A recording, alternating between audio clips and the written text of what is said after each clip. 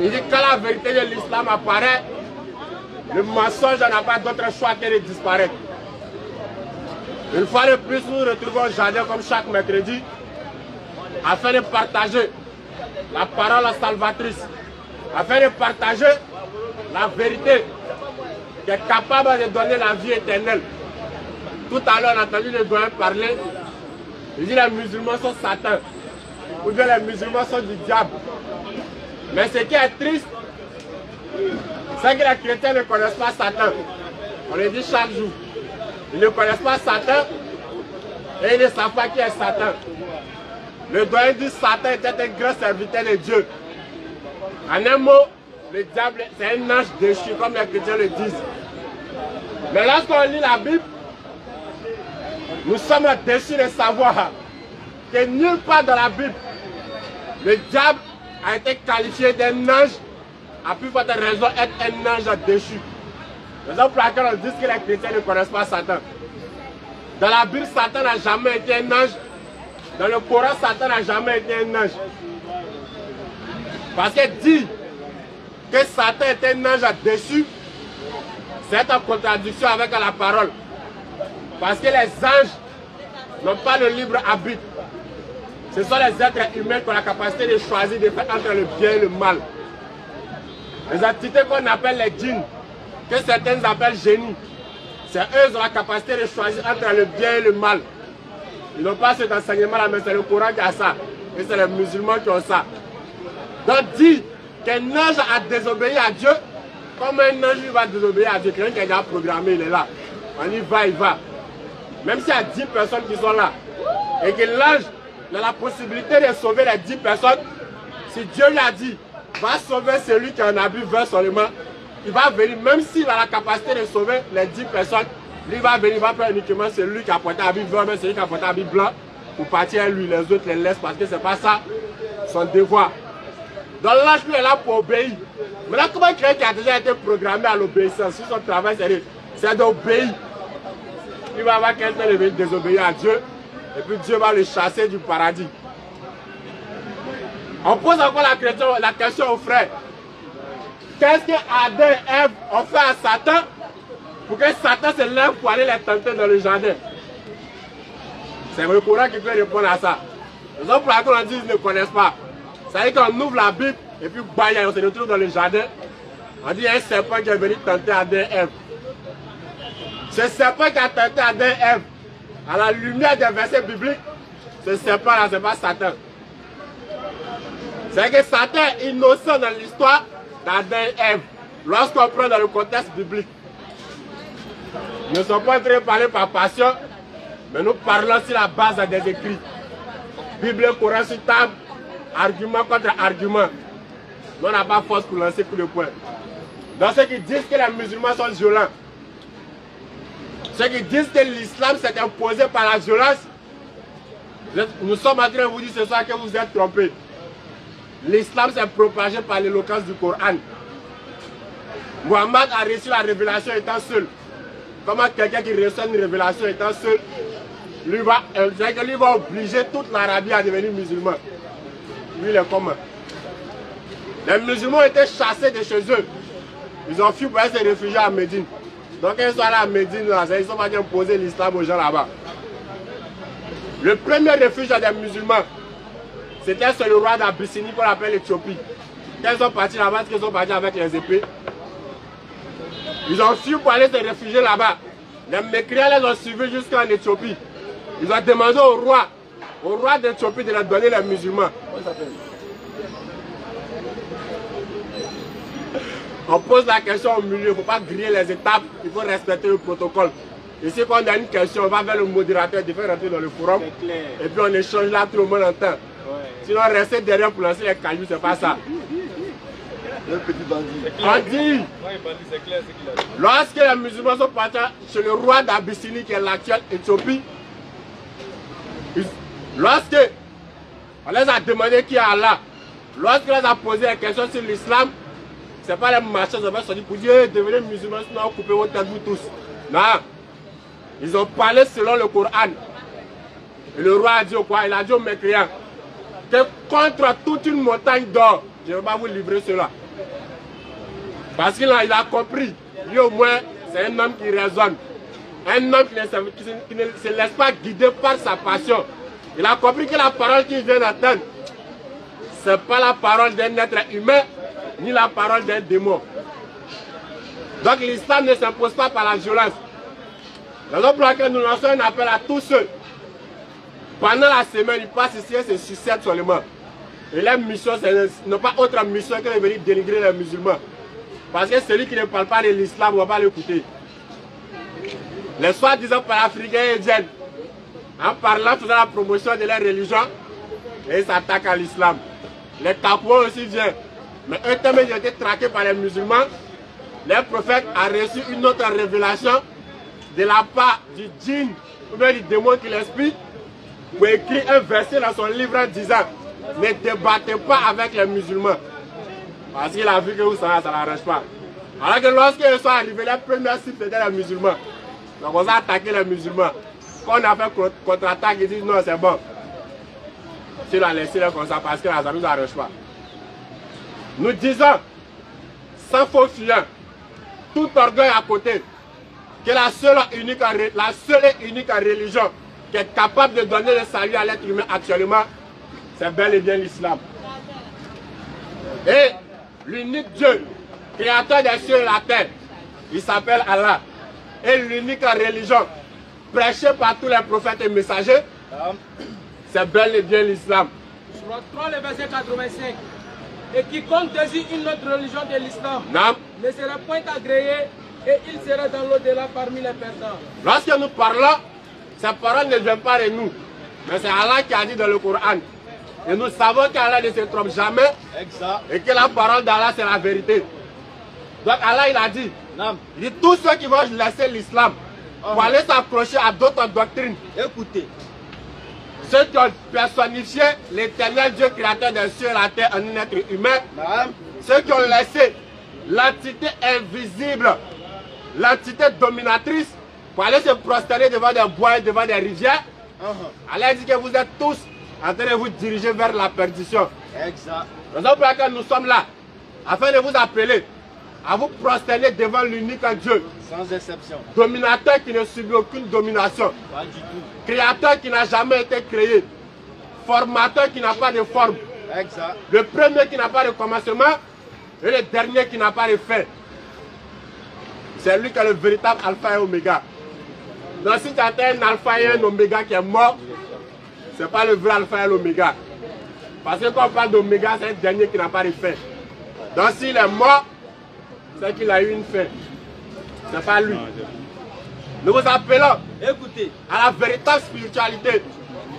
La religion qui rassemble à toute race, toute ethnie. Le blanc, le noir, même s'il y a des hommes verts ou des hommes jaunes. L'islam dit, Allah dit, que nous sommes tous sur le même pied d'égalité. Effectivement. Et que le supérieur d'entre nous tous, ce n'est pas l'arabe, pas du tout. Ce n'est pas le blanc, pas du tout. Mais c'est celui qui connaît Allah et qui crée Allah le plus. Ouais. Celui qui médite sur la création d'Allah. Exact. Afin de savoir que derrière cette création, il existe une divinité plus grande qu'aucun esprit ne peut cerner. Ceux qui méditent sur la grandeur des cieux et de la terre, afin de savoir que celui qui a créé tout ça ne peut pas se faire dominer par sa créature. Celui qui médite sur la création des cieux et de la terre, qui médite sur l'alternance du jour et la nuit, afin de savoir que ce Dieu ne peut pas somnoler, a plus forte raison dormir. Et c'est l'adoration de ce Dieu-là que nous venons vous appeler. L'islam n'est rien d'autre que beauté. Exact. Et si vous voulez savoir des choses sur l'islam, venez interroger le Coran. Allez interroger la sunna du prophète alayhi salatu wa salam, laquelle est sunna, la sunna authentique, et non des paroles que les gens ont inventées et attribuées aux messagers de Dieu. Allez interroger les musulmans qui connaissent l'islam, et non indexer l'islam à cause du comportement de certaines personnes. Ne jugez pas l'islam selon les médias. Ce n'est pas là-bas qu'on apprend l'islam. On apprend l'islam dans le Coran et on apprend l'islam selon les enseignements du prophète alayhi salatu wa salam. Le cas d'un prophète qui a dit dans la sourate 46 à le verset 9, il dit: je ne suis pas une innovation parmi les messagers. Je ne sais pas ce que l'on fera de moi ni de vous, mais je ne suis qu'un avertisseur clair. Le verset que certaines personnes aiment utiliser pour dire les musulmans ne savent pas où ils vont. Que voilà, les prophètes me disent qu'ils ne savent pas ce qu'on fera de lui. Alors que se baser sur ce verset pour dire que les musulmans ne savent pas où ils vont, c'est un signe de paresse. Parce que si tu avais fait un tout petit effort pour lire juste 3 versets, tu n'aurais plus dit cela. Mais lorsque le prophète dit: je ne suis pas une innovation parmi les messagers. Mais qu'est-ce que le prophète veut dire par cela? Il est en train de vous enseigner que lui n'est pas venu apporter une nouvelle religion. Il est en train de vous enseigner que lui n'est pas venu avec un nouveau message ou une nouvelle doctrine qui sera contraire au message prêché aux prophètes qui sont passés avant lui. Il est venu avec l'unicité à Tawhid. Et c'est avec ce message que nous sommes venus, tous les prophètes et messagers. Aucun prophète n'est venu prêcher une autre doctrine, à savoir un Dieu 3 en 1 ou 1 en 3. Ils ont tous prêché l'unicité d'Allah. Ils ont tous prêché la repentance des péchés. Et personne n'est venu prêcher le salut des êtres humains qui sera accroché à une quelconque mort. Ce qui fera de l'Éternel Dieu un Dieu injuste. C'est-à-dire les gens pêchent, lui prennent l'innocent et puis le tuent. Et certaines personnes disent que ce sacrifice selon eux est l'image du sacrifice que les gens faisaient dans l'Ancien Testament. C'est-à-dire lorsque quelqu'un pêche, il prend une bête, il parle dessus et puis il lui molle. Mais en même temps ils disent que le sacrifice a été ressuscité. Depuis qu'ils ont vu quelqu'un parler sur un mouton, il a immolé le mouton et puis après le mouton s'est levé pour marcher. Donc c'est pourquoi ce sacrifice du Christ, ce prétendu sacrifice du Christ à la croix, c'est-à-dire qu'à cause de pardon des péchés pour l'humanité, c'est qu'il y a un problème. Parce que si l'agneau qu'on a immolé s'est levé encore pour marcher, c'est qu'il n'est pas mort. C'est que le sacrifice a été annulé. Donc si le sacrifice a été annulé, et que toi encore tu t'approches à ce sacrifice-là pour être sauvé, c'est que tu es en paix. Et le doyen qui était assis à côté dit: les musulmans font la volonté du diable. Alors que lorsqu'on lit encore les Écritures, c'est ceux qui célèbrent la prétendue mort du Christ à la croix qui sont en train de vouer un culte à Satan. Et ils sont en train d'applaudir le diable pour dire: ouais, toi et tes disciples, vous avez accompli un grand travail. Si vous avez tué le Christ avec fusil, on allait accrocher fusil sur le cou. Si c'était avec machette, on allait faire croix de machette. Mais comme on dit que c'est à la croix, donc se promène avec le symbole de ce que les gens utilisaient pour tuer le messager d'Allah selon eux. Et eux, ils font cela. Alors que le Christ a dit que cette mort-là, c'est l'œuvre du diable et de ses enfants. Alors nous venons vous appeler à la véritable croyance. Le pardon des péchés sans verser le sang. Parce que l'Éternel Dieu n'est pas un féticheur. Le féticheur, lui, il a besoin de sang pour son culte. L'Éternel Dieu, créateur des cieux et de la terre, lui aussi, il a besoin de sang humain pour pardonner le péché. Alors qu'il a la capacité de dire: tes péchés te sont pardonnés et puis c'est pardonné. Effectivement. La preuve, Jésus-Christ, dans le livre des Jean, il a dit au paralytique: il dit, lève-toi et marche. Il s'est levé et puis il a marché. Mais là, comment Jésus-Christ qui dit tout pouvoir m'a été donné, ça veut dire que celui qui a donné tout pouvoir à Jésus-Christ, lui serait dans la capacité de dire au monde: vos péchés vous sont pardonnés. Lui, il est obligé de venir sur la terre pour venir se faire frapper par cette créature afin de pardonner un péché imaginaire. Parce que si la mort de Christ était venue pour balayer le péché et que vous dites qu'il est mort à la croix, c'est qu'après sa mort, le péché devait disparaître. Exact. Mais ce qui est triste, c'est que le péché est multiplié par 100. Alors là, on arrive à un autre niveau. Où un enfant se réveille matin, la trappe séparée, puis les égorge. Ou quelqu'un se lève, il rentre sur une famille innocente, ils n'ont rien fait, fini de les voler. Il abuse des femmes, il tue les hommes et puis il sort. Parce qu'il sait Que si on l'attrape, ils ne vont pas le tuer. Ils vont le prendre, ils vont l'envoyer en prison. La population va continuer, va faire manger pour lui chaque fois, ils vont le nourrir.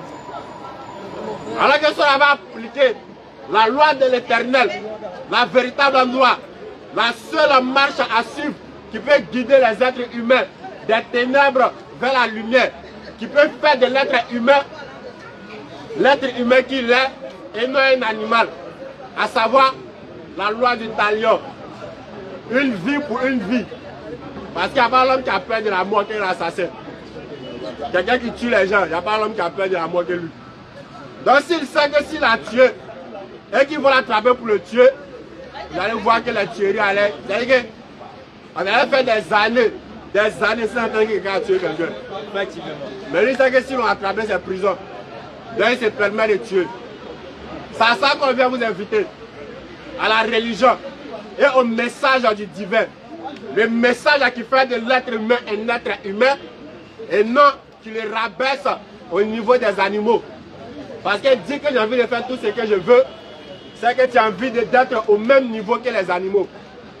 Parce que même dans la jungle, là-bas il y a des lois.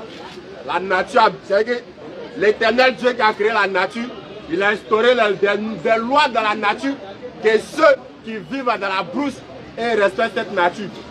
Maintenant, toi, tu dis que Dieu t'a créé à son image et que tu es au-dessus de toutes ces créatures-là.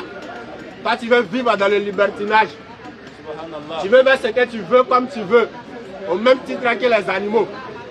Alors que le poisson qui vit dans l'eau, il sait qu'il ne peut pas sortir pour venir vivre sur la terre comme nous. Parce que lorsqu'il sort quelques secondes, il meurt. Ça, c'est la loi de la nature et que les animaux ils respectent ça. Gazelle sait qu'il ne peut pas mettre jeune de lion. Lion aussi sait qu'il ne peut pas brouter herbe.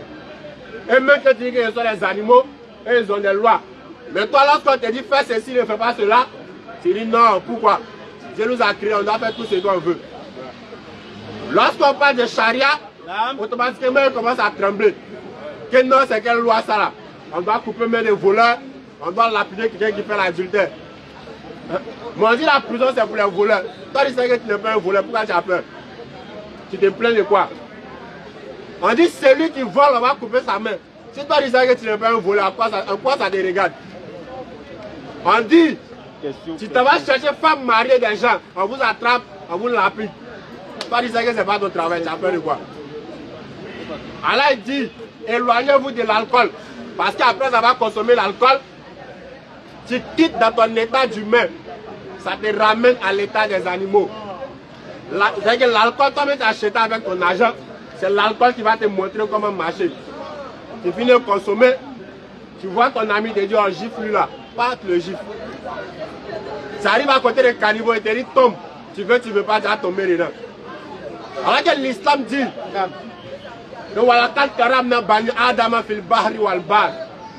il dit, nous avons certes honoré les fils d'Adam et nous les avons transportés sur mer et sur terre et nous les avons préférés nettement à plusieurs de nos créatures. Allah dit que Dieu a honoré le fils d'Adam. Mais le fils d'Adam veut se déshonorer. Il veut aller suivre des voies qui vont le ramener à l'état animal, qui vont le ramener de l'état supérieur que Dieu lui a donné à l'état inférieur. Aller se prosterner devant des bois que lui-même il peut transporter. Des bois qui sont capables de se transformer eux-mêmes. Frère, reviens à l'islam. Ceux qui disent qu'ils sont athées, en vérité il n'existe pas d'athée. Non. Personne n'ignore l'existence de Dieu. Surah 22, le verset 73. Ô homme, une parabole vous est proposée. Écoutez-la. Ce que vous invoquez en dehors d'Allah ne saura même pas créer une mouche. Quand même s'il s'ignorait pour cela. Allah vous interpelle. Écoutez. Ceux qui ont pris des hommes pour des divinités. Ceux qui ont pris des rivières pour des divinités. Écoutez. Ceux qui ont pris des montagnes pour des divinités. Écoute. Ceux même qui ont pris les ancêtres mortels comme nous pour des divinités. Allah dit que ceux-là, ils sont tellement faibles qu'ils sont incapables même de créer une mouche. Et si la mouche les dépouille de quelque chose. Et même si la mouche venait la dépouiller de quelque chose, il ne sera de lui reprendre. Ils sont incapables d'arracher cette chose à la mouche. Le solliciteur. Allah dit que vous, qui prenez des rivières pour des divinités, qui avait pris des êtres humains comme vous pour des divinités, Allah dit que vous êtes faibles. Ils n'ont pas estimé Allah à sa juste valeur. Allah dit que les solliciteurs sont faibles. Allah dit que vous, ainsi que vos fétiches, Allah dit que vous êtes tous faibles. Allah dit que vous, ainsi que les bois que vous adorez, ainsi que les êtres humains que vous adorez, Allah dit que vous êtes tous faibles. Raison pour laquelle, si vos ancêtres que vous prétendez qu'ils sont des divinités, avaient la force ou le pouvoir que vous imaginez, ils n'auraient pas sauté actuellement. Certains vont nous parler que non, ils sont réincarnés. Ils sont où ça paraît, montrez-nous. Quelqu'un est mort, quand tu meurs en Côte d'Ivoire, tu sors en Russie. Ouais. On dit non, s'il était bon, il devient un ancêtre méritant. S'il ne faisait pas les bonnes choses, il meurt et puis se réincarne dans une autre vie. Ah, mais c'est intéressant. Il finit de faire bêtises, il meurt et me réincarne. C'est que moi, je fais bêtises seulement, qui veut mourir. C'est que je fais, il meurt, on me ramène encore, il vient, il gâte, il meurt, on me ramène, et si dedans, il ne meurt pas. C'est-à-dire que les gens nous poussent à aller vers les désirs de nos âmes. C'est que les gens aiment entendre. C'est que ceux dont l'âme aime se réjouir. La facilité. Obtenir le paradis dans la facilité. Alors que même en prison, pour obtenir une grâce, il faut une certaine conduite. Mais toi, tu ne veux rien faire, tu dis non, que Dieu, le Christ a déjà tout payé sur la croix. Et lorsque les démons, c'est écrit où ils disent non, on est venu dénigrer la religion. Non. Une religion qui a peur qu'on parle d'elle, c'est une religion qui cache quelque chose. Exact. Alors qu'Allah nous dit dans la sourate 2, le verset 111. Écoutez. Ils disent, nul n'entrera au paradis si c'est un juif ou chrétien. Voilà les chimères. Allah dit, apportez vos preuves si vous êtes véridiques. Dans la sourate 17, verset 88, Allah dit que si tous les êtres humains, ainsi que tous les djinns, s'unissaient pour produire quelque chose de semblable au Coran, ils en seront incapables. L'islam, c'est le livre, l'islam c'est la religion qui défie l'humanité. Le Coran, c'est le livre qui pousse les gens à venir lire. C'est-à-dire que viens lire et puis montre-moi une erreur qui se trouve en mon sein. Le seul livre qui a défié l'humanité. Mais lorsqu'on te dit, non, laissez notre livre, restez dans votre livre, c'est qu'en vérité vous cachez quelque chose. Le français, il est dur. Les gens confondent l'éveil de conscience et le dénigrement. Ils ne sont pas là pour dénigrer quelqu'un. Nous sommes là pour l'éveil de la conscience et de l'intelligence. Nous sommes là pour la propagation de la véritable vérité, l'unique vérité salvatrice. Alors si c'est ce que nous disons, si tu penses que c'est faux et que ce qu'on dit, nous sommes en train de conduire les gens vers l'erreur, tu as la capacité de venir nous démontrer qu'on meurt. Parce qu'un menteur, lorsqu'il finit de mentir, il fuit pour quitter là.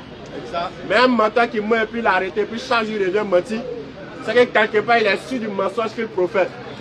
Donc, si vous êtes là dans l'incapacité de venir démontrer que ce qu'on dit est faux, ça ne sert à rien de rester derrière pour embrouiller l'esprit des gens. Dire que le Christ n'est pas mort sur la croix, ce n'est pas un dénigrement, c'est une évidence. Maintenant, si tu trouves que ce que nous disons est faux, tu viens nous démontrer sur base des écrits que ce qu'on dit est faux. Lorsqu'on dit qu'Allah est l'unique Dieu créateur des cieux et de la terre, ce n'est pas un dénigrement, mais c'est une évidence. Exact. Si tu trouves qu'il y a une autre divinité en dehors d'Allah, tu n'as qu'à venir démontrer à la face du monde qu'on meurt. Mais tant que tu vas rester derrière, c'est qu'à quelque part tu es d'accord avec ce qu'on dit. Comme on dit, quiconque ne dit rien consent. Et Allah l'a dit, s'ils ne te répondent pas, c'est qu'en vérité c'est seulement la passion qu'ils suivent. Et qui est plus égaré que celui qui suit sa passion. Parce que lorsque quelqu'un suit sa passion, même si tu lui démontres 1000 vérités, il ne va jamais accepter. Parce qu'il est déjà aveuglé par sa passion. Alors que celui qui cherche à la vérité, une seule vérité suffit. Tu demandes à quelqu'un, qu'est-ce qui prouve que tu rentres au paradis, il prend son livre et puis te démontre clairement qu'il va au paradis. Alors qu'il demande à autrui, qu'est-ce qui garantit ton salut? Il transpire, il fait les roucascas, il monte, il descend, il n'arrive pas à prouver son salut, mais tu es là-bas encore. C'est qu'en vérité, tu es aveuglé par ta passion. Nous sommes là, à venir vous appeler, à embrasser et à suivre la voie de la plus noble et la plus merveilleuse des créatures. Qui n'est rien d'autre que Muhammad alayhi salatu wa salam. Celui que certains veulent présenter comme l'être méchant. celui que les gens veulent présenter comme le plus méchant de l'histoire, l'homme le plus violent, l'homme qui a mené les guerres, l'homme qui a fait ceci et celui qui a fait cela, alors que tous ceux qui parlent du prophète, en vérité, ils ignorent toute son histoire. Ceux qui dénigrent le prophète, fais-les arrêter. Parle-nous du prophète Mohammed en te basant sur les sources. Dis-lui de donner des références. Tu vas voir qu'il est en train d'halluciner, mais il est en train de dire des choses qu'il a entendues que lui-même n'a pas vérifiées. On a entendu Dieu au jardin ici, selon certains ignorants, que le prophète n'a pas eu d'enfant. Que votre prophète Mohammed, là, même vous parlez de lui, il n'a pas eu d'enfant. Preuve encore de leur ignorance. Il vient s'arrêter. Il ne s'appelle pas Mohammed, il s'appelle Aboul Kassim. Depuis qu'Abou Kassim, c'est le nom de quelqu'un. Lorsque tu ne sais pas, viens demander. Il y a un pseudo-prophète, lui il a écrit dans son livre que le prophète était plus âgé que son papa. Et certains se disent qu'ils sont ses adeptes et ils viennent au jardin ici venir prêcher ça aux gens. Et lorsque tu veux leur poser question, ils disent non, le prophète il ne faut pas débattre avec un musulman. Il t'interdit de débattre avec les musulmans, mais en même temps il attaque les musulmans dans son livre. Inch'Allah, il y a un doyen qui dit qu'il veut poser une question, donc la question sera la bienvenue. Oui. Alors, je vous remercie. Là bien, c'est ce que je veux. Je vous remercie. D'abord, je me présente, je suis le docteur Prophète, le président de l'espace. Et c'est ce que je veux à cet espace.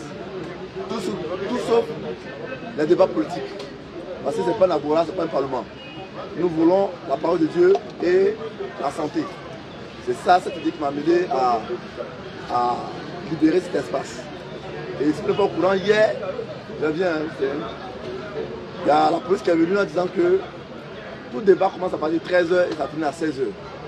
Comment vous partez au-delà? C'est ce matin, je suis venu, on m'a informé. Alors, j'aimerais savoir, la première question, comme elle est écrite dans la Bible, au commencement, ce qui est écrit dans Genèse chapitre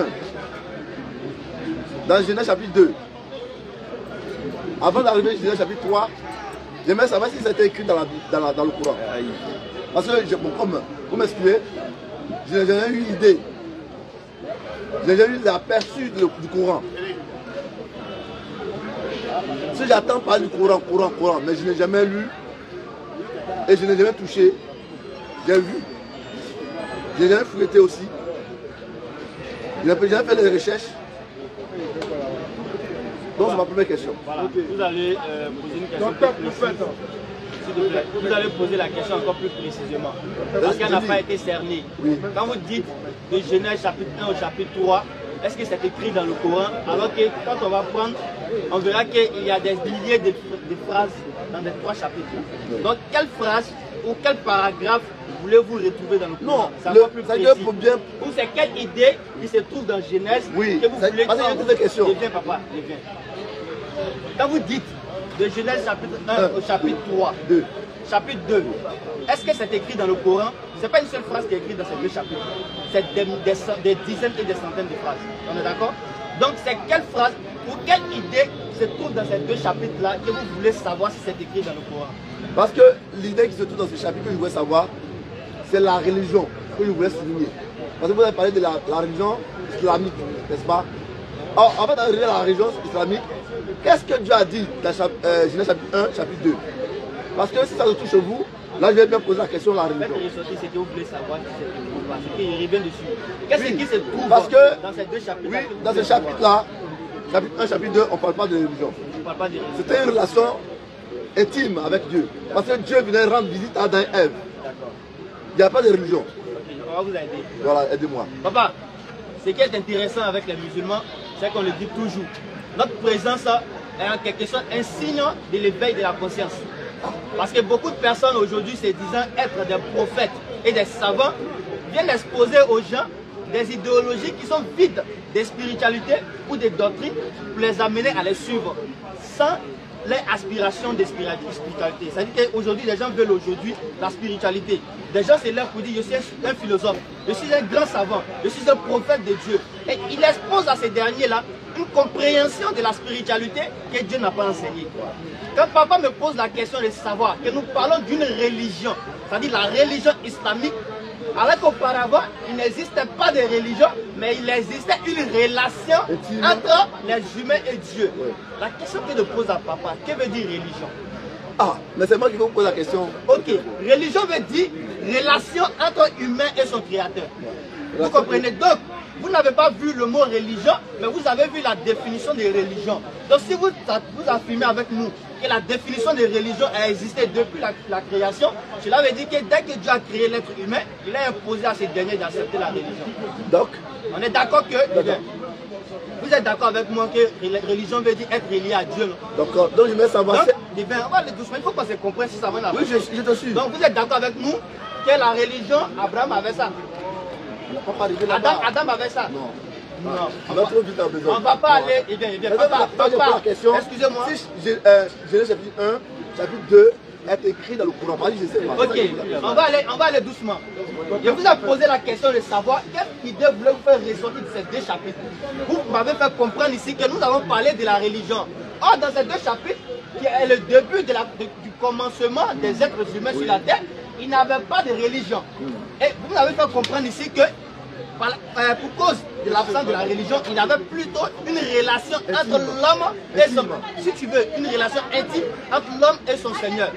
Et nous, on te fait comprendre que la religion, que vous ignorez le sens étymologique, veut simplement dire être relié à son Seigneur. Et qui dit être relié à quelqu'un, veut établir une relation entre la personne et lui. Bon, si j'adore les bois... Papa, il n'y a pas encore fini. Si vous adorez les bois, vous avez une relation entre vous et le bois ou l'eau. Non, c'est mon Dieu. Si tu l'adores, c'est ton quoi? Alors donc... on ne va pas comme ça, papa. Ne vous pressez pas. La religion n'a pas de sens. Papa, non, écoutez-moi, vous êtes pressé. C'est que vous voulez éviter là, on va finir ça avant de partir. Oui. Vous avez compris? Vous dites que... Vous dites que dans l'Ancien Testament, dans Genèse chapitre 1 et chapitre 2, la Bible parle de la... 3 même, oui. La Bible parle d'une relation intime entre la créature et le Créateur. On est d'accord? Voilà. On est d'accord avec ça? Oui. Ok. Maintenant, on vous dit... Le débat, ça se trouve dans le Coran. Eh bien, écoutez, on vous dit que la religion, là, veut dire relation intime, c'est bien. Donc, la religion a toujours existé. Je sais ça. Donc, ça a existé dans... Donc, la religion, ça a existé dans l'Ancien Testament. Non, vous ne pouvez pas me dire... Est-ce que ce que j'ai dit là, chapitre 1, 2, 3 là, se trouve dans le Coran? Le chapitre 1, 2, 3 là, qui parle de religion, vous avez fait sortir l'idée de la religion, non? De la relation, non? La relation. Voilà, cette relation intime là, que vous avez donné la définition là, le seul bloc là, qui est religion là, se retrouve dans le Coran. Donc le Coran parle de la religion, la Bible parle d'une relation intime. Donc c'est la même chose. Bon, qu'est-ce que veut dire religion? C'est la question que je voulais te poser. Attends, ça ne peut pas dire là-bas. J'aimerais savoir, pour comprendre la religion à lui, est-ce que Genèse chapitre 1, chapitre 2, chapitre 3, ben chapitre 3, avant de parler de la religion, moi, j'aimerais savoir, quand Dieu venait rendre visite à Adam et Ève, à cette partie-là, se trouvait dans le Coran, t'as quelque chose de bon, non, c'est sûr. En fait, vous avez compris ce qu'il est en train de dire. Demandez si Genèse 1, Genèse 2, Genèse 3 se trouve dans le Coran. Textuellement, non. Le premier chapitre du Coran est différent du premier chapitre de la Bible. Le deuxième chapitre du Coran est différent. Mais lui t'amène à quoi? Non, c'est bon qu'on finisse ça de parler. Il n'est pas mal pour vous. C'est bon d'abord.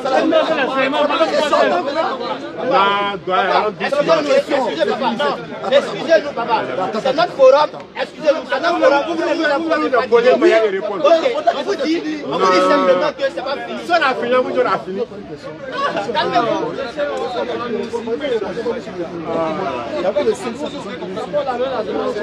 Allons étape. Calmez-vous. On n'a pas fini avec étape ça. Étape par étape. Alors, on a dit step by step. Si on a fini, on a fini. Là, si c'est bizarre, on va progresser avec notre question. On n'a pas encore fini de répondre. Vas-y. Question. La question. Le frère t'a dit de faire comprendre quoi? Il veut faire comprendre que Genèse 1, Genèse 2, Genèse 3, textuellement n'est pas écrit dans le Coran. Donc maintenant, lui vous envoie à faire quoi? a fait sortir l'idée que vous avez trouvé dans Genèse 1, Genèse 2, Genèse 3. Vous avez dit qu'au commencement, il n'y avait pas de religion, mais il y avait une relation. Ça lui va te démontrer que cette relation, c'est ce qu'on appelle religion, et que ça se trouve dans le Coran. Oh, ça c'est pas dans le religion. Pour vous là, c'est quoi la religion? Bien, voilà pourquoi il dit, vous êtes dans l'erreur. Parce que le fait que vous n'avez pas au commencement, c'est que le problème de l'homme c'est quoi? C'est aller à l'origine. Tant que vous n'avez pas l'origine du processus ou bien quand vous débattez, vous ne pouvez pas répondre aux questions. Comme on dit, la scène dit souvent que allons dans le noyau. Dans le noyau se trouve tout ce qu'on appelle l'ADN, les chromosomes autres. Donc l'erreur des musulmans c'est quoi? Ils n'ont pas le chapitre 1, chapitre 2, chapitre 3. Ils ne peuvent pas dire que là c'est une religion. Parce que moi je dis, Jésus, attends d'abord, Dieu a dit, écoutez bien, Genèse chapitre 1, chapitre 2, Dieu lui-même, quand tu appelles Allah, il venait rendre visite à Adam et Ève. Ok. Attends, non, vous avez dit à l'instant, vous avez dit beaucoup de choses. Attends d'abord, on va prendre ma respiration. Ok, vas-y. On ne parle pas ça de la religion. Donc ma question que je vous pose là, si vous n'avez pas ça, c'est que c'est difficile de comprendre. La religion que vous parlez là n'est pas conforme à la Bible. Donc c'est pas la peine de dire que Jésus-Christ, il n'est pas mort à la croix pour sauver l'humanité. Voilà, c'est tout. Ok. Voilà. Le droit est en train de justifier. Le droit est en train de justifier. Vous pouvez pas venir prêcher dans notre forum que vous allez passer. Le droit est en train de justifier la religion. Docteur prophète, pardon. Bon, non, vous ne connaissez pas attaquer prophète. Le droit est en train de... Nous, on ne vous connaît pas attaquer un prophète. Respectez sa conception. Ah, non, vous n'êtes pas papa. Non.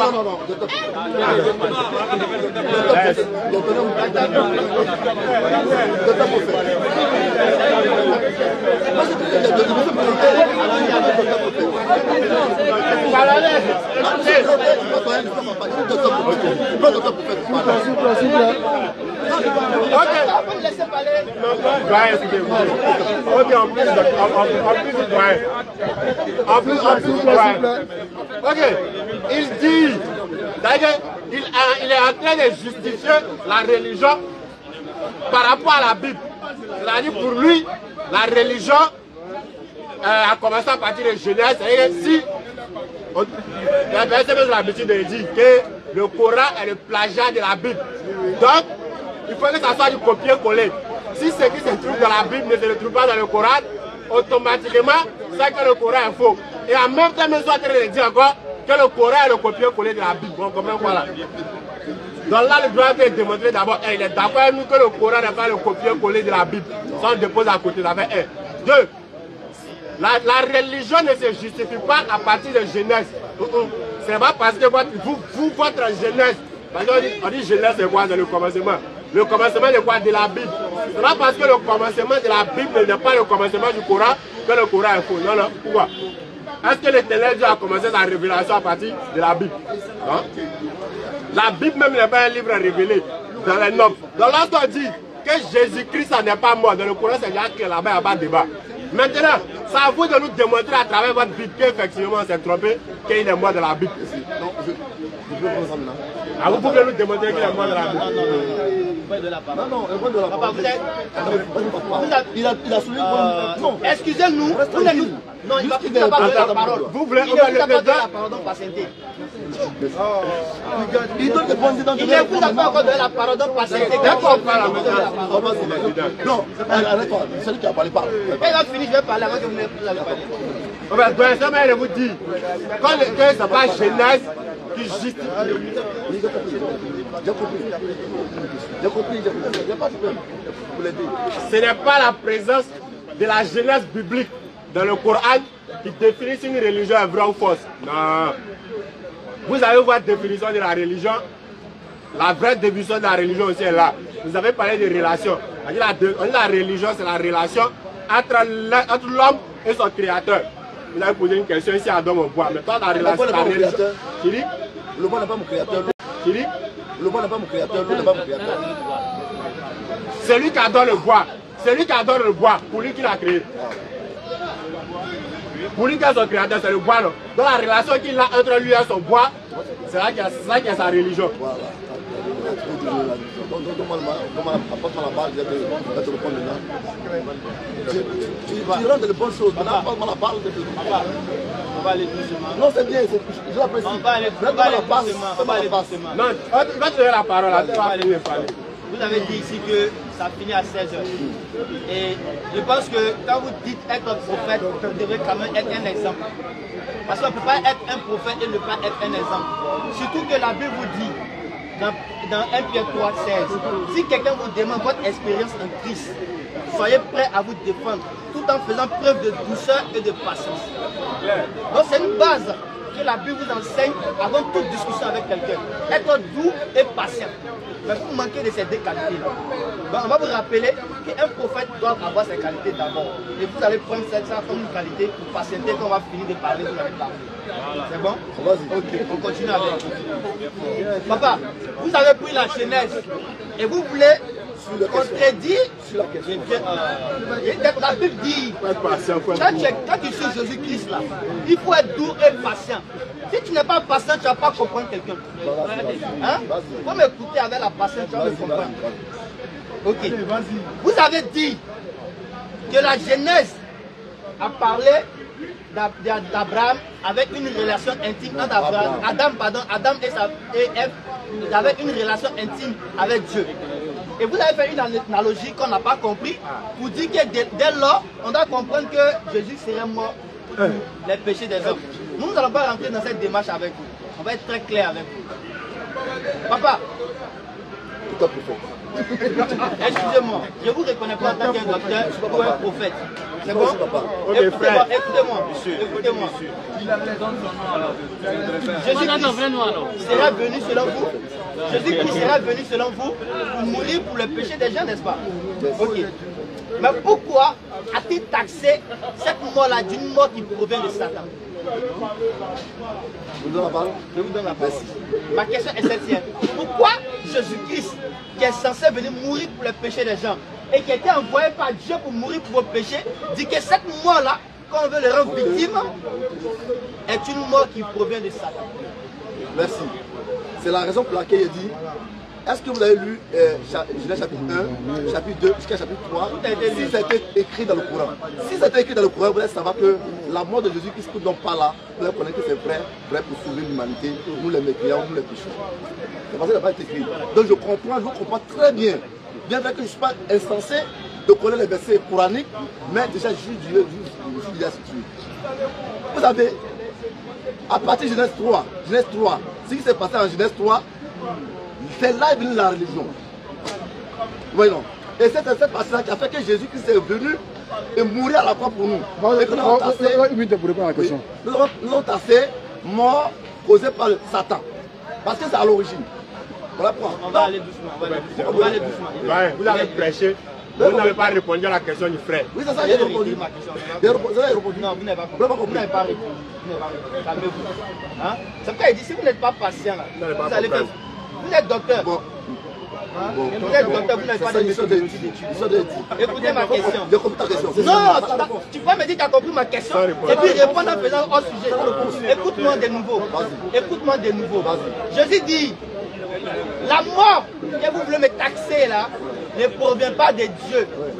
Car si vous aimez Dieu, si vous étiez véritablement des adeptes de Dieu, vous n'aurez pas l'idée de me tuer. Est-ce que vous comprenez? Il dit, si vous aimez véritablement Dieu, vous n'auriez pas l'idée de vouloir me tuer. Dans la mort que vous voulez me rendre victime là, ne provient nullement et dans aucun cas de Dieu. Elle provient dans Jean 8, verset 40. Vas-y, lecture, à partir du verset 40. Jean 8, le verset 40.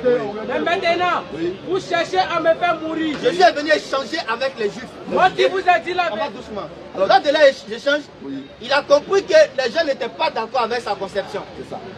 Quand ils ont compris qu'ils n'étaient pas d'accord avec sa conception, ils ont voulu le tuer. Il dit, mais maintenant vous cherchez à me faire mourir. Moi qui vous ai dit la vérité. Moi qui vous ai dit la vérité que j'ai entendu de Dieu. Cela Abraham ne l'a point fait. Il montre que leur agissement est en parfaite contradiction avec les agissements d'Abraham. Alors que ces personnes se réfèrent à Abraham. Il vous dit que si réellement vous aimez Dieu et que vous aimez Abraham, vous n'auriez pas l'idée de me tuer, n'est-ce pas? Ce qui veut dire que cette moi, la croix de Jésus-Christ, pour le pardon des péchés, n'aurait plus de sens. Mais on va aller encore le doucement. C'est pas encore fini, j'ai pas fini. La Bible dit, 1 Pierre 3, verset 16, si quelqu'un vous demande votre expérience en Christ, soyez prêts à vous défendre tout en faisant preuve de douceur et de patience. J'ai compris tout. Si tu as envoyé la Bible, tu n'as pas me demander la Bible. Donc laisse-moi t'expliquer maintenant. Le prophète va t'expliquer. Le prophète soit passé. Il va attendre. C'est pas comme ça. Papa, excusez-moi. Je préfère le monsieur là. La peur, on n'a pas la parole. Faut te calmer. C'est la Bible et ça de l'Église. C'est la Bible et ça de l'Église. Il faut te calmer. Mais il faut m'écouter. Je ne parle pas tout ça. Je parle pas tout ça. Ça ne me dérange pas. Même si on va terminer, ce n'est pas grave. C'est la Bible. Alors, c'est ça. Verset 44. Au verset, non, pas doucement. Au verset 41. Non. Vous faites les œuvres de vos pères. Il dit, vouloir me tuer là, c'est l'œuvre de votre père. Ils lui disent, Et ils vont répondre, nous ne sommes pas des enfants illégitimes. nous ne sommes pas des enfants illégitimes. Nous avons un seul Père, Nous Dieu. avons un seul Père, Dieu. Ça veut dire que selon eux, vouloir tuer Jésus-Christ, c'est l'œuvre de Dieu. On est d'accord, non? Jésus dit, vous voulez faire l'œuvre de votre Père. Il dit, mais nous ne sommes pas des enfants illégitimes. Nous avons un seul Père, Dieu. Donc pour eux, leur agissement, l'action qu'ils veulent poser là, c'est une œuvre qui provient de Dieu. D'ailleurs, tuer quelqu'un à la croix, c'est une injonction de Dieu. Dans Deutéronome 21, verset 23. 22 à 23. Je comprends. Donc directement, pour eux, tuer Jésus-Christ à la croix, c'est comme s'ils obéissaient à Dieu. Maintenant, Jésus-Christ va les enseigner parce que Jésus connaît mieux la Bible qu'eux-mêmes. Jésus l'a dit. Jésus va leur Si répondre. Dieu était votre Père, Il dit, si vous suivez véritablement Dieu, vous m'aimeriez. vous allez m'aimer. Car c'est de Dieu que je suis Car sorti moi, je proviens de Dieu et que je viens. et je suis venu Je vers ne vous. suis pas venu de Je moi-même, ne suis pas un faux prophète, mais de celui qui m'a mais envoyé. c'est plutôt Dieu qui m'a envoyé vers vous. Au verset 43. Et au verset 43, Pourquoi ne comprenez-vous pas mon langage? et il ne faut comprendre qu'en réalité, même si véritablement vous me compreniez dans les paroles que je dis, vous n'aurez jamais même l'idée de vouloir me tuer. Parce Continuez. que vous ne pouvez écouter Parce que ma vous, en parole. fait, vous n'avez pas la capacité de m'écouter, de me comprendre. Au verset 44. Au verset 44, Vous avez pour père le diable. il dit votre père n'est nullement Dieu, c'est plutôt le diable. Et vous voulez accomplir le désir de vos Et pères.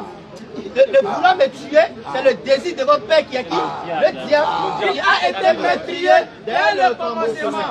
Maintenant, la question que je te pose, pourquoi Jésus dit que le fait que les Juifs veuillent le tuer là, c'est l'œuvre du diable et non pas de Dieu?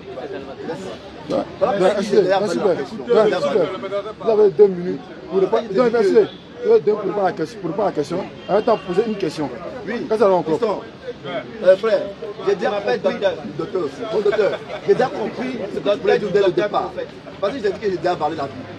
C'est l'expression qui me dit quoi? J'ai étudié la Bible. Je sais la Bible. De quoi tu veux parler? De la Genèse Apocalypse.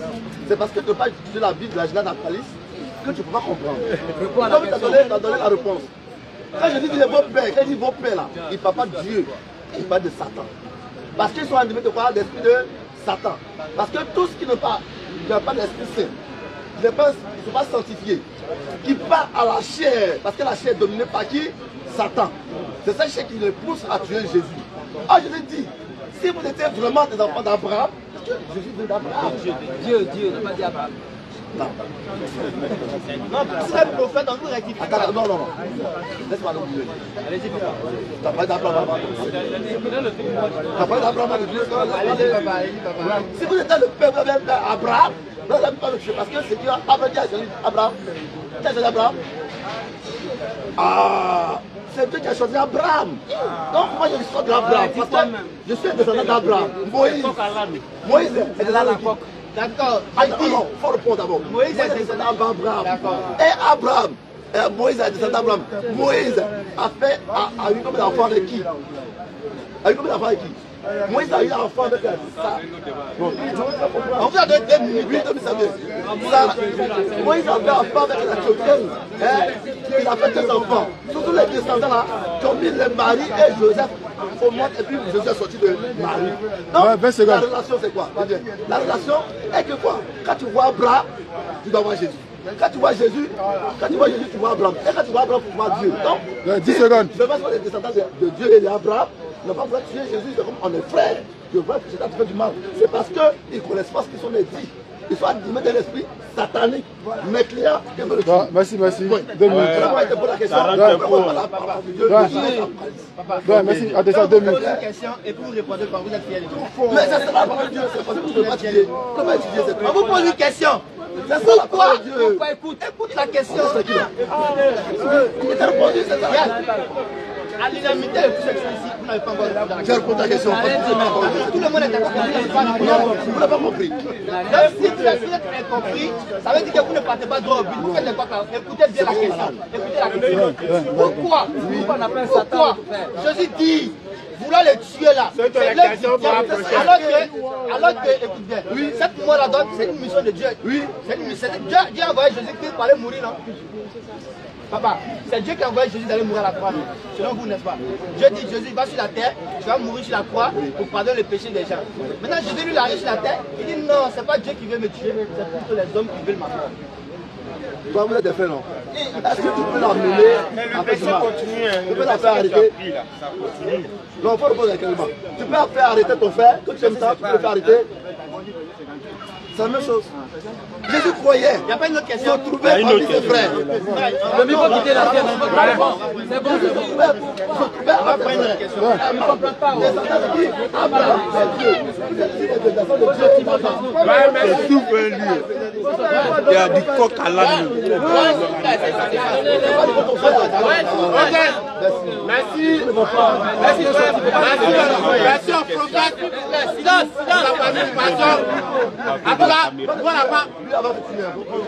Nous, on n'a pas parlé. Le doyen lui seul, il a fait son débat lui seul. Il a démontré lui seul devant les gens qui ne tient sur rien. Et puis il est sorti. C'est le seul intervenant qui a vu répondre à une question. Et toute la foule est unanime qui n'a pas répondu. Mais lui dit, lui, il a répondu. Il dit, tous ceux qui sont ici, ils n'ont pas l'esprit de Dieu. On est arrivé, frère. Oui, il y a une question, parlez un peu plus fort s'il vous plaît. Ouais, merci. Excusez-moi, il voulait comprendre quelque chose. Concernant la relation de Allah et de Jésus. C'est-à-dire que ma première question pour vous, est-ce que vous croyez en Jésus? Est-ce que vous croyez en Jésus? C'est sa première question. On prend Jésus-Christ comme un véritable prophète envoyé de Dieu aux enfants d'Israël. Je répondais à votre question, monsieur. On croit en Jésus-Christ en tant qu'un véritable messager envoyé par la part d'Allah uniquement aux enfants d'Israël. Uniquement, c'est mentionné dans le Coran? Dans la Bible. Coran, les deux, Coran, Bible, est venu pour les enfants d'Israël. Déjà, parce que Israël, là, c'est quelque chose, c'est un peu vague. Parce qu'il y a Israël en tant que nation, il y a Israël en tant que personne, et Israël en tant que un peuple restreint. La Bible dit, je n'ai été envoyé qu'aux enfants d'Israël. Ça veut dire le peuple israélite. Tous ceux qui sont descendants de Jacob. Il dit les enfants d'Israël. Il n'a pas dit à Israël. D'accord. Donc pour vous, Jésus est pour la Bible. Non, il n'y a pas du Coran d'abord. Moi, il y a un savant. Dans le Coran, oui, dans le Coran. Je pose ces gens des questions dans le but qu'on me donne un peu des réponses adéquates, si c'est faux ou bien si c'est vrai. Et puis, moi, c'est la première fois que vous voyez ici. Je ne sais pas quand est-ce que vous serez là. Aujourd'hui, vous me répondez et qu'il y a certaines choses que je retiens, je vais aller chercher ça et puis revenir. Je ne sais pas quand est-ce que vous revenez. Là, tous les mercredis. Mais déjà, ce que vous avez à dire.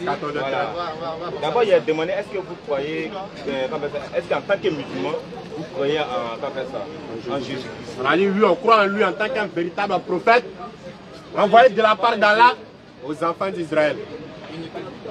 Donc tout ce qu'il dit, vous croyez en ça? Oui, tout ce qu'il dit. Ce qu'il a dit véritablement, on croit en ça. Tout ce qu'il a dit, sans exception, on croit en ça. Vous croyez en ça? Sans exception. Maintenant, je voulais savoir, quand vous parlez, par exemple, moi comme ça, j'ai des amis qui sont musulmans. Quand ils font la prière, ils font ça en Coran. Ils récitent, tout ça, ils récitent tout. Mais là, la partie eux-mêmes, ils vont demander quelque chose à Dieu et ils parlent sans. La question que je me pose, est-ce que Allah, quand on parle en français, est-ce qu'il comprend ou il ne comprend pas? Déjà, vous avez posé une question. Et à l'origine, dans votre question même, il y a la réponse. Vous dites que vous avez des amis musulmans qui, lorsqu'ils font l'adoration, ils font la salat, ils font ça en arabe. Mais quand ils veulent demander quelque chose à Dieu, ils le font en français. Ça montre clairement que Dieu comprend toutes les langues. Il comprend toutes les langues. Monsieur, s'il vous plaît. En fait, je vous explique rapidement. L'adoration, ce n'est pas des choses qui émanent de l'être humain. Est-ce que vous comprenez? Parce que qui dit adoration, dit de faire quelque chose pour la satisfaction de Dieu. Et ça ne provient pas de l'homme. C'est Dieu lui-même qui donne l'injection de comment l'adorer, comment le vouer un culte. Vous comprenez? C'est quand Abraham va dire dans le Coran, il y a Allah, montre-moi les rites qu'il est pratiqué jusqu'à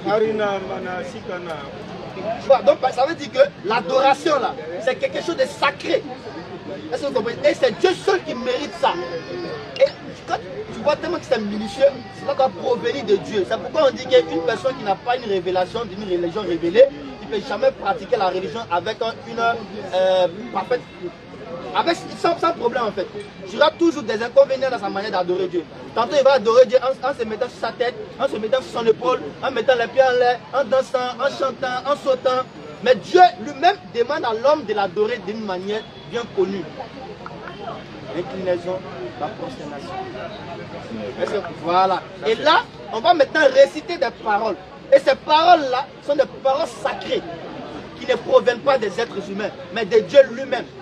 Et on pourrait bien traduire ça dans notre langue. Mais qui nous garantit que si on traduit cette parole-là de la langue originelle de la révélation à notre langue qu'on parle, on va traduire d'une manière parfaite, sans problème, avec perfection. C'est pas possible. Parce qu'il y a des mots en arabe qui n'ont pas les références en français. On est d'accord, non? Il y a des mots qui sont en arabe, on ne peut pas trouver d'une manière parfaite le sens en français. Il y a des mots en français, on ne peut pas trouver d'une manière parfaite le sens en arabe. Donc on peut faire garder les paroles de la manière dont elles ont été révélées pour les retransmettre à notre Seigneur. Et c'est ce qui permet d'avoir toujours le même Coran jusqu'à aujourd'hui. Parce que si on avait traduit, on allait voir des divers Corans aujourd'hui. La preuve, il existe combien de versions de la Bible? Indénombrable. Quelqu'un peut se lever aujourd'hui et faire sa Bible. Parce qu'il n'est pas d'accord avec telle traduction. Pourquoi? Parce que c'est des traductions en traduction, ils ont perdu les textes originaux. C'est bon? D'accord. Maintenant, il y a le Coran qui est traduit en français. C'est-à-dire qu'il y a la page du Coran qui est écrite en arabe. Comme tu l'as si bien dit, on ne peut pas transmettre l'idée véritable en français. Donc nous voyons aujourd'hui le Coran écrit en arabe et traduit en français dans le même Coran. Ça, on appelle ça aussi le Saint-Coran. Ou bien. Mais quand tu vois sur les feuilles là, pardon, les préfaces là, ils vont dire essai de traduction. Ça veut dire qu'ils ont essayé de traduire. Ils ne te disent pas qu'ils ont traduit avec perfection.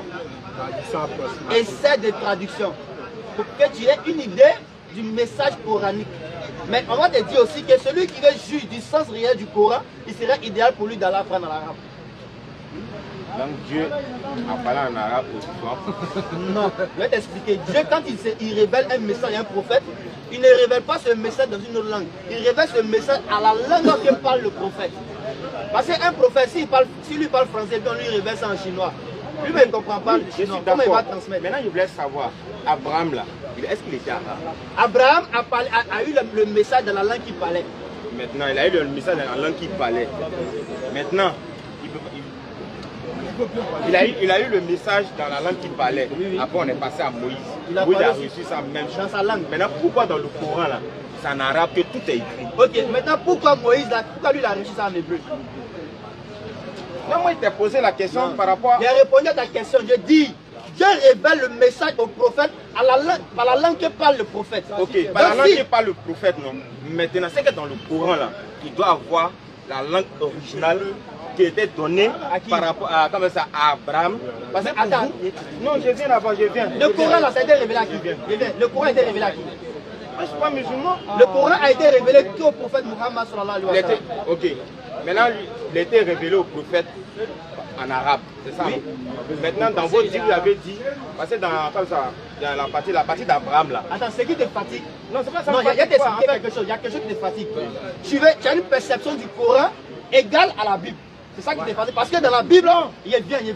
Dans la Bible, on va voir le livre de Moïse, on va voir le livre de Josué, on va voir le livre d'Isaïe. Les prophètes sont dedans comme cela. C'est différent du Coran.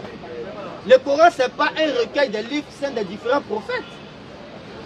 Le Coran, c'est le bloc du message qu'a reçu le prophète Muhammad sallallahu alayhi wa sallam. Et ce Coran, il est bien. Si tu as posé une question relative à celui qui t'a posé encore, c'est que tu n'as toujours pas compris. Et ce Coran-là, que le prophète a reçu comme message, parle souvent de la vie des différents prophètes. Alors il peut parler de la vie d'Abraham. Quand il parle de la vie d'Abraham, son prophète il explique. Il dit, tu as vu Abraham, il était là, voici ce qui s'est passé, voici ce qui s'est passé. Tu as vu Jésus-Christ, on l'a envoyé à tel peuple, on l'a envoyé à tel peuple. C'est l'histoire qu'il relate à Muhammad sallallahu alayhi wa sallam. Mais Muhammad comprend quelle langue? L'arabe. C'est pourquoi ce message lui a été transmis en arabe. Pour qu'il nous transmet ça aussi. Est-ce que tu comprends? Non, pas ajouter alors. Pas ajouter au fait. Le fait, j'ai vu dire un mot, c'est qu'ils s'est accroché. Le fait de dire qu'on ne peut pas traduire de la langue originale dans une autre langue, c'est à la perfection. Mais l'étranger lui ne traduit pas, lui révèle. S'il a révélé en arabe, bon, s'il a révélé en hébreu à Moïse, il ne va pas venir traduire de l'hébreu, venir dire non. C'est que le message qu'il a transmis à Moïse là, il va faire la traduction de ça en arabe, il va donner non. C'est lui qui transmet directement, puisque lui comprend toutes les langues. Donc s'il dit à Moïse en hébreu, ça c'est pour Moïse. Lorsqu'il veut dire à Mohamed aussi, c'est directement en arabe. On ne passe pas d'une langue à une autre langue. C'est les hommes, lorsqu'ils veulent, puisque nous comprend toutes les langues, donc on va prendre de l'arabe dans une autre langue. C'est ça qui va créer un petit décalage. Mais l'intellectuel lui comprend toutes les langues, il y a la perfection. Comment il va se tromper encore? Non, je n'ai pas dit qu'il se trompe. Moi, ma question... Tu as accroché sur le fait de dire qu'on ne peut pas traduire d'une langue à une autre langue. Je ne peux pas traduire sa question. Il a demandé simplement est-ce qu'il croyait en Jésus-Christ. Il m'a dit qu'il était envoyé aux enfants d'Israël. Maintenant, moi, si je te demande, parce que tu as dit selon la Bible, comme j'étais un peu imparti, tu ne pourras pas me montrer réellement que Jésus était envoyé uniquement aux enfants d'Israël. Selon la Bible. Parce que pourquoi il t'a demandé... Non, après il t'a dit, quand on dit Israël, là, il y a Israël attaque une personne, Israël attaque un peuple. Vous comprenez un peu, non? Mais il faut savoir à quel moment Israël est peuple. Et Jésus lui-même, quand il partait, il a dit quoi? Aller partout le monde pour prêcher la bonne nouvelle à toute la création. Vous voyez un peu, non? Non, on ne va pas rentrer. Parce qu'on peut rentrer, on sera un peu. Parce que... Tu ne peux pas dire qu'on ne va pas rentrer. Non, je sais que moi, c'est ma première fois de venir ici. Non, quand tu rentres, on va tous les mercredis que vous êtes là, non? C'est ce que tu as dit là. On dirait ça avant que tu as parti. Pardon? C'est ce que tu as dit là. On dirait ça avant que tu as parti. Bon, on va gérer ça. En tout cas, moi, c'était juste un... Quand tu dis, il y a Israël, il y a deux sens à Israël. Le sens d'une personne individuelle et le sens d'un peuple. Quand tu as dit ça premièrement, il t'a répondu quoi? Il m'a dit que c'est aux enfants que Israël en tant que peuple, non? Ok, maintenant tu reviens dessus, parce qu'on ne t'a pas lu le verset. Et tu as dit ici qu'on ne peut pas te montrer le verset où c'est écrit que Jésus a été envoyé uniquement, et il a utilisé le mot uniquement aux enfants d'Israël. Tu l'as dit. Tu tiens sur cette parole-là? Est-ce que tu tiens cette parole-là? Non, je te pose une question, peut-être que je me suis trompé. Allez-y. Frère, il y a un échange, on veut se comprendre. Non, moi, je ne peux pas répondre à quelque chose si je n'ai pas bien compris. Je veux me rassurer que j'ai bien compris ce que tu as dit. Je crois que tu as dit ici que Jésus-Christ n'a pas dit dans la Bible, je ne peux pas te montrer un verset biblique où Jésus dit que lui, il a été envoyé uniquement, je suis le mot uniquement, aux enfants d'Israël. Tu l'as dit ou pas? Vas-y. Tu l'as dit ou pas? Tu as dit? Ok. Le verset 24. On va écouter. Je n'ai été envoyé qu'aux brebis perdues de la maison d'Israël. Je n'ai été envoyé que aux brebis perdues de la maison d'Israël. Ça veut dire quoi?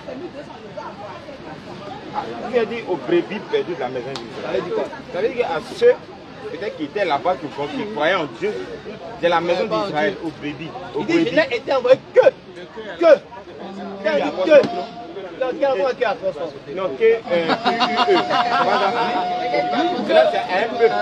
Il a dit ça. Comment il te dit, pour répondre à ton Dieu, Dieu a dit, allez partout dans le monde, prêcher la bonne nouvelle. Ça veut dire que cette partie-là, non, je viens d'abord, ça veut dire que cette partie qu'il était envoyée que aux brebis perdues, et après encore, il dit, allez partout dans le monde, prêcher la bonne nouvelle à ceux qui auront pu baptiser-les et enseigner-les. D'accord. Donc partout dans le monde, c'est pas seulement Israël.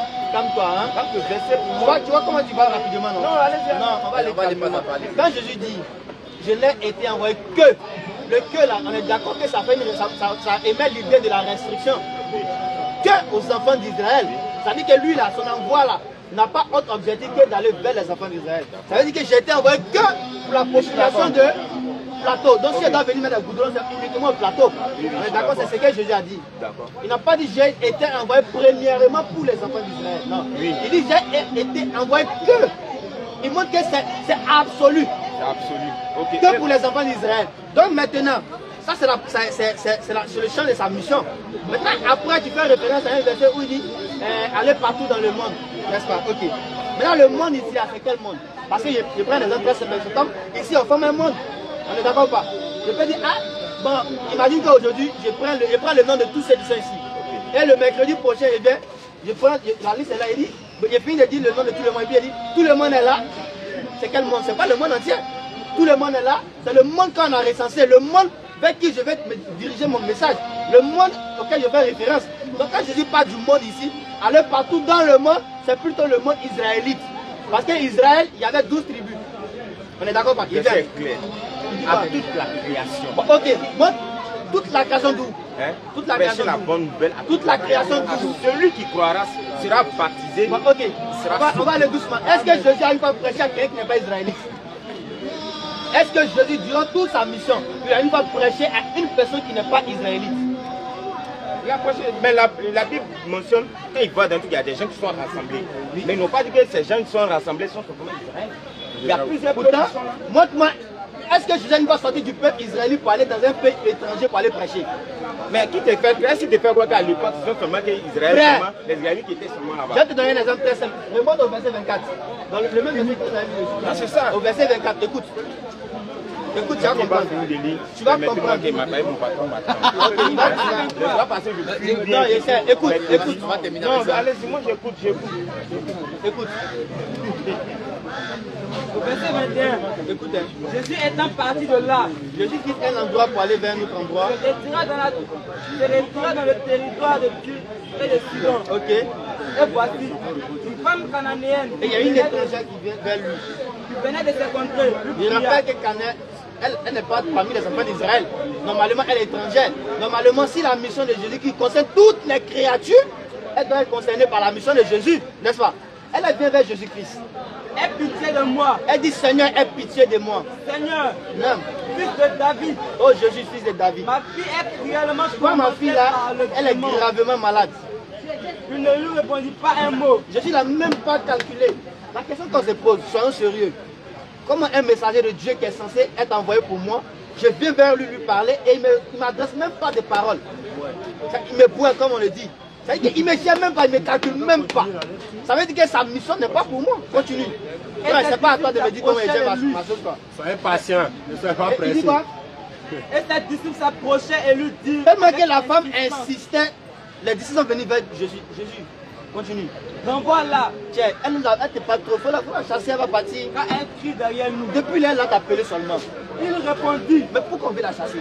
je n'ai été envoyé pour brebis. Jésus, pour chasser la dame, va dire aux gars, les gars, celle-là, elle sait très bien que moi, Jésus, je n'ai été envoyé pour brebis perdues de la maison d'Israël. Ça veut dire que ma mission ne la concerne pas. Mais elle fait exprès pour me suivre. Continue le verset. Mais elle vint se prosterner devant lui. Elle a compris que Jésus a dit la vérité, qu'il n'a pas été envoyé pour elle.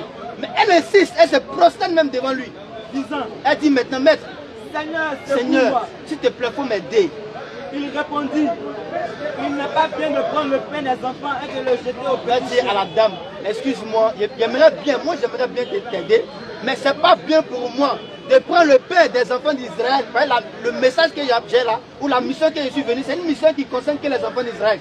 Ne pas prendre cette mission-là pour te donner, parce que tu n'es pas enfant d'Israël. Il n'est pas bien de prendre le pain des enfants pour donner à qui? Aux petits chiens. Les petits chiens sont considérés comme des personnes impures. C'est-à-dire que les personnes qui ne sont pas dignes de mériter ce pain-là. Donc, toi, C'est pas pour moi, ça c'est pour Jésus. Jésus dit, lui n'a pas été envoyé pour cette personne qui est en étrangère. fait, bon, en tout cas, merci beaucoup. On va se retrouver mercredi prochain. Si possible, si on pourra revenir sur ces différents thèmes, là au moins on va beaucoup parler. En tout cas, merci. En tout cas, vous avez bien il a été bien accueilli. En tout Pas cas, venir seul. hein. Bien, il peut venir à non, je l'église. suis content. Tu ne maîtrises pas trop le non, non, viens, L'enseignement qui a été donné par Jésus est clair. Vous trouvez balancer là. Bon les gars, merci. Quiconque vient dans le forum sera filmé. S'il veut pas être filmé, il s'assoit et puis il écoute. Voilà. Prenez la caméra sur lui. Non, c'est que c'est quoi, Ok, tant mieux. Demain, ça vous venir dire autre chose. C'était pas moi. Donnez l'enseignement. Donc je veux être clair, le frère dit que la mission de Jésus-Christ concerne tout le monde. Nous aussi, nous avons le droit de filmer, n'est-ce pas? Voici une femme qui n'était pas israélite, qui vient voir Jésus-Christ, qui selon lui a été envoyé pour tout le monde. Donc ce qui a jugé Jésus-Christ demain, c'est pour cette femme. La question au modérateur, le modérateur va poser. Ça aussi c'est possible. Mais tu vas venir entrer et puis il ne faut pas te filmer là. Pardon, laissons ça. Il y a le modérateur, tu peux lui poser, il va dire pour toi. Là on est d'accord avec ça aussi. Mais si tu viens, tu as filmé. Donc c'est la règle du forum et quiconque veut entrer au forum doit s'adapter aux règles. Donc on disait, le frère dit Jésus-Christ a été envoyé pour tout le monde. Alors donc voilà une femme qui n'est pas israélite, qui vient voir Jésus-Christ pour demander son aide. Ce qui aurait été normal, Jésus-Christ devait secourir la femme. Mais on voit même que Jésus-Christ n'écoute pas même, il avance. On pourrait dire que bah oui, c'est un être humain, il a oublié. Mais là, c'est les disciples qui viennent derrière Jésus-Christ et lui disent, au lieu de lui dire, mais Jésus, la femme est en train de parler, il faut qu'elle la secourir. Et il dit, chasse-la, elle fait trop de bruit derrière nous. Parce que les disciples, ils savent que la femme qui est là, elle n'a pas part de la mission de Jésus-Christ. Elle lui dit, maître, renvoie-la, car elle fait trop de bruit. Jésus dit quoi à la femme? Je n'ai été envoyé qu'au brebis perdu de la maison d'Israël. La femme en quoi insiste? Jésus va dire quoi à la femme? Il n'est pas bon de prendre le pain des enfants et le jeter aux petits chiens. Mais la question que tous les intelligents doivent se poser, c'est qui les enfants?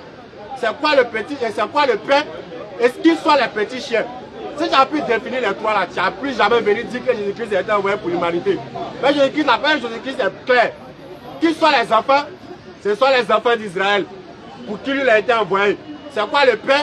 C'est le message qu'il vient annoncer. Donc le pain là, c'est uniquement pour ces enfants là. Donc il n'est pas bien de prendre ce pain là pour aller donner à qui? Aux petits chiens. Les petits chiens c'est qui?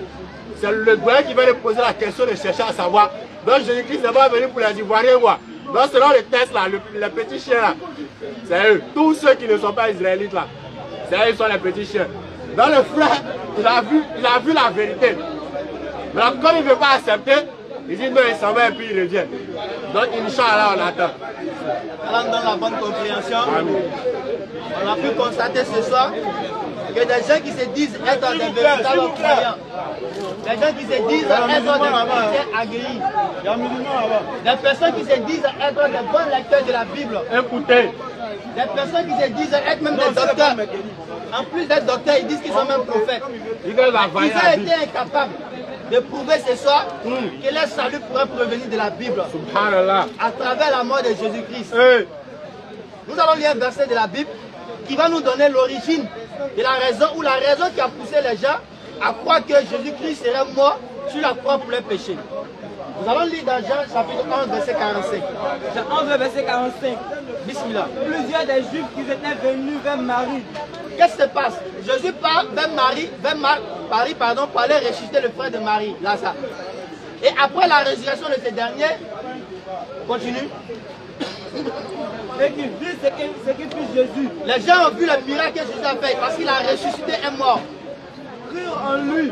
Et ces personnes ont cru en Jésus-Christ. Mais quelques-uns d'entre eux allaient trouver les pharisiens. Et parmi ceux qui ont cru en Jésus-Christ, il y avait des personnes aussi, les frères aussi, qui n'avaient pas cru en Jésus. Et leur dit ce que Jésus avait fait. Alors, eux, ils sont partis vers les papatois, les bérets. Ils se sont retournés vers les pharisiens, les scribes. Vas-y. Alors, les principaux sacrificateurs et les pharisiens assemblés. Et quand ils ont informé les sacrificateurs que Jésus est en train de faire des miracles là-bas, et à chaque fois qu'il fait des miracles, les gens croient en lui. Qu'est-ce qui se passe? Ils disent, que ferons-nous? Alors, les Juifs vont se poser la question, mais voici Jésus est en train de faire des miracles. Et les gens sont en train de croire en lui à fou. Qu'est-ce qu'on doit faire maintenant? Si nous le laissons faire. Parce que si on laisse Jésus-Christ continuer de faire des miracles et convertir des gens, tout le monde va finir par croire en Jésus-Christ. Et les Romains viendront détruire notre ville et notre nation. Et la conséquence de la croyance du peuple israélite à la foi de Jésus-Christ va causer notre chute. Parce que les Romains viendront vers nous et ils vont détruire notre ville et notre nation. l'un d'eux, Caïphe, et Caïphe, qui était souverain sacrificateur cette année-là. Si tu veux, Caïphe vis-à-vis de Jésus-Christ était en quelque sorte Pharaon vis-à-vis de Moïse. Caïphe était la personne qui était plus devant l'action de vouloir tuer Jésus. Je dis, Alors il va dire ceci. vous n'y attendez rien. Vous ne réfléchissez pas. Vous ne réfléchissez pas qu'il est dans votre intérêt qu'un seul homme meure. Ne savez-vous pas qu'il est avantageux pour nous qu'une seule personne meure? Pour le peuple et que la nation entière ne périsse pas. C'est-à-dire qu'il faut qu'une personne meure pour nous tous, hein, plutôt que le peuple, tout le peuple meurt. Continue. Oh, il ne dit pas cela de lui-même. Et il va nous faire comprendre ici que Jésus-Christ, lorsque le Caïphe disait ici, quand on a tué une personne pour le salut du peuple, c'est-à-dire pour sauver la vie des gens, il ne disait pas cela de lui-même, hein. C'était plutôt une révélation. Mais étant souverain sacrificateur cette année-là, il prophétisait que Jésus devait mourir pour la nation. Donc tout de suite, quand le gars dit, on doit tuer une personne pour préserver la vie des gens, Et voilà, et ils ont vu en même temps que Jésus devait mourir pour la nation. Continue. Et ce n'était pas pour la nation seulement. Qu'il ne devait pas mourir pour la nation seulement. C'était aussi afin de réunir en un seul corps les enfants de Dieu dispersés. Bon, regardez quelque chose. Jésus, ça va faire des miracles. Les gens croient en lui. Écoutez, Et les Juifs ont pris grâce de ça. Ils disent que si on laisse Jésus-Christ prêcher, les gens vont tous croire en lui. Et si tout le monde croit en lui, les Romains vont venir nous attaquer. Or, si les Romains viennent nous attaquer, ils vont nous tuer nous tous sans exception. Mais le problème, si on tue Jésus-Christ, il ne va plus convertir les gens. Donc si lui meurt, nous on serait vivants. Donc il faut qu'on le tue pour être vivant, ou bien on le laisse continuer sa vie et puis on meurt. C'est pourquoi ils ont opté de vouloir tuer Jésus-Christ. Donc le vouloir tuer Jésus-Christ, ce n'était pas pour sauver la vie céleste, c'était plutôt pour préserver la vie sur la terre. Mais les gens, ils ont fait une analogie à ça pour dire Jésus est mort pour nos péchés. Ça n'a rien à voir. Aucune personne ne peut mourir pour le péché de quiconque. et on veut tuer Jésus pour préserver les âmes. Vous dites qu'ils veulent le tuer pour parler de vos péchés. Comment admettre que Jésus-Christ est mort pour vos péchés? Et puis au jour du jugement, il va dire, vous qui commettez les péchés, éloignez-vous de moi, vous qui commettez les iniquités. C'est-à-dire que Jésus-Christ dit, ceux qui ont commis les iniquités sur la terre, ceux qui ont commis les péchés sur la terre, éloignez-vous de moi. Normalement, il était censé mourir pour vos péchés. C'est ça d'iniquité. Pourquoi il va vous chasser? Lui, il est mort, vous dites il est mort pour vos péchés. Puis au jour du jugement, il dit, bon, quittez à côté de moi avec vos péchés. Il dit, retirez-vous de moi, vous qui commettez l'iniquité. Éloignez-vous de moi. Je veux C'est pas là vous même, voir. il devait prendre ça d'iniquité là même. Envoyez ça et Jésus venir pour balayer ça. Et la Bible dit, il n'a pas dit ça en cachette. Et il a dit ça ouvertement. Éloignez-vous de moi, vous qui commettez les iniquités. C'est le verset 23. Alors je l'ai dit ouvertement, je ne vous ai jamais connu. Il dit, je ne vous ai jamais connu. Ah, cette personne sur la terre, la même personne, je suis docteur prophète. Docteur prophète. Je suis le prophète d'Anne. C'est la même personne, Jésus-Christ va dire, je ne vous ai jamais reconnu. Éloignez-vous de moi, vous qui commettez les iniquités. Le seul prophète qui a répondu à une question, tout le monde dit qu'il n'a pas répondu, mais lui, il dit qu'il a répondu. On a eu le message aujourd'hui, comme quoi il n'est plus permis au jardin, au plateau ici, de prêcher au-delà de 16 heures. On a juste la permission de le faire à 13 heures jusqu'à 16 heures. Selon ce qu'on a reçu comme information provisoire. On espère d'avoir plus d'informations plus tard. C'est ce qu'on a reçu d'abord. Donc on va essayer de fouiller encore. Et puis on va aller analyser aussi, on va aller faire des recherches pour voir si le son qui nous est parvenu est vraiment un véritable son. Parce qu'Allah dit, lorsqu'un mécréant vous apporte des nouvelles, allez-y vérifier. On doit aller vérifier. Et celui qui nous a apporté cette nouvelle n'est rien d'autre que celui qui dit qu'il est docteur prophète. Donc, non, lui, c'est pas lui qui est venu à la nouvelle. Lui, dit, on lui a donné la nouvelle. On dit là-bas, donc on attend, on va trouver, ça va être comme le livre de Luc. Vous dites, comme il a vu les gens, après de faire les recherches sur les événements qui se sont passés, lui aussi s'est réveillé un matin. Ça l'a semblé bon. Ça l'a semblé bon d'aller faire des recherches, il est venu, il a mis ça dans le livre. On dit les paroles de Dieu. Donc, comme ils ont dit, c'est la police qui a dit, nous aussi on va aller voir. Parce qu'une chose est sûre, au jardin ici, les gens ont peur de la vérité. Lorsque tu rentres au jardin, quand quelqu'un est en train de parler de politique, ils sont calmes, ils sont attentifs. Lorsque quelqu'un vient parler, il y a qui a dit ici qu'on peut transformer l'eau en 4 mémoires. Ils étaient branchés dessus. Que l'eau recueille des informations. Il avait vu, mais il est plus revu. Il a disparu. Ils sont branchés. Mais dès qu'on dit Aouzou Billahi Mina Shaitani Rajim, il décale. Donc, alhamdoulilah, donc le rapport d'aujourd'hui ne sera pas deux parties, ça sera une seule partie. On va arrêter à 16h là et Inch'Allah, allez vérifier l'information et revenir le mercredi prochain, Inch'Allah. Sur ce, Ashhadu an la ilaha illallah wa ashhadu anna Muhammadan Rasulullah.